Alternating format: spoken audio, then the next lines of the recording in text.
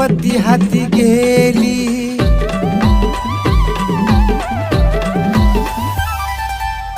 शिकलीस तू जरी नोकरी केली, तुझ्या पगाराची रक्कम पती हाती गेली.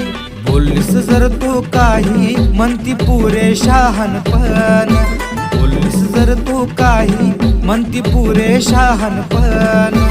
कधी होईल सखे तुझ्या जीवनाचं सोनं, कधी होईल सखे तुझ्या जीवनाचं सोनं.